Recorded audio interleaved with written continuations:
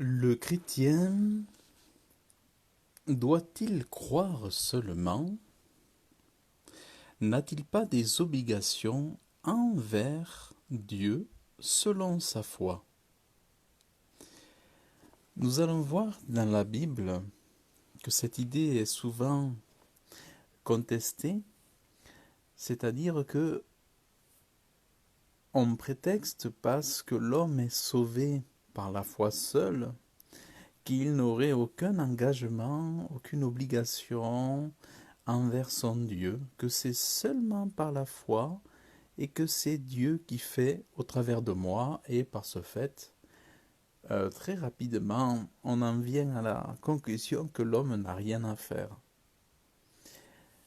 En fait, la foi, c'est le moyen par lequel l'homme vient à confesser sa confiance en Dieu. Il vient à confesser que sauvé par ce Dieu-là. Et que c'est ce Dieu-là qui lui donne de façon gratuite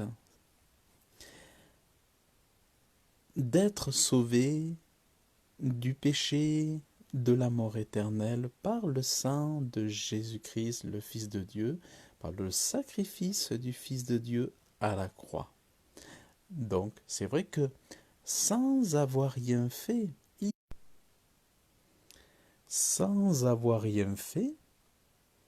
il suffit de parler à Dieu, de confesser sa foi pour être sauvé gratuitement. C'est par les gratuités de Dieu, non pas parce que nous aurions fait confesser le mal, ou non pas parce que nous avons fait le bien, je veux dire, mais parce que nous avons confessé le mal, parce que nous demandons pardon à Dieu, il nous donne gratuitement, sans avoir eu besoin de passer un concours, pas besoin de faire des... tout un programme pour être sauvé, pour recevoir le salut, pas, pas besoin de faire tout un programme, pas besoin de faire une étude biblique pour être sauvé, pas besoin de faire une étude théologique, pas d'obligation d'aller à l'église tous les dimanches pour être sauvé. On est sauvé simplement en se reconnaissant. Et c'est ça qui est gratuit. Sans être, euh, sans avoir eu besoin de faire du bien autour de soi, on est sauvé. C'est gratuit. C'est le salut parce qu'on est pardonné, lavé de nos péchés lorsqu'on confesse à Dieu que nous sommes devant lui coupables. Donc c'est, je dirais presque uniquement avec la bouche et le cœur. Donc on est sauvé, c'est très simple en fait, c'est très très simple pour être sauvé. Et une fois qu'on est sauvé, l'enfant de Dieu, celui qui est réconcilié avec Dieu, par rapport à sa foi, par rapport à sa croyance, à ses croyances, il s'engage de ce fait à écouter les conseils, les recommandations, les, l'amour que son Dieu lui communique au travers de ce livre.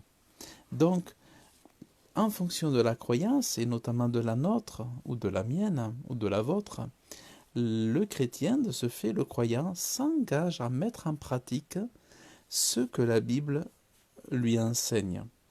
De ce fait, une fois qu'on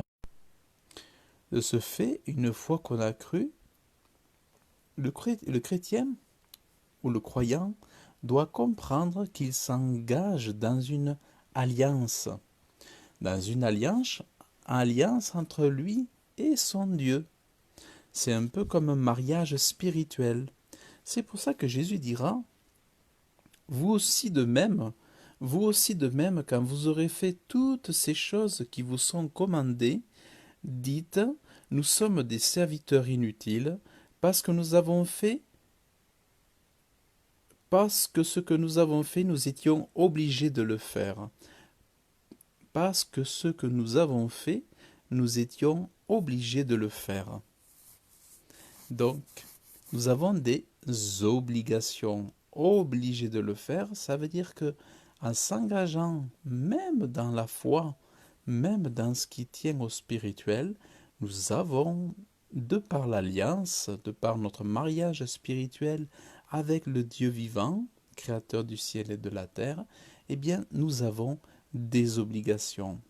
Donc, euh, c'est pour ça que aujourd'hui de dire que on n'a rien à faire, que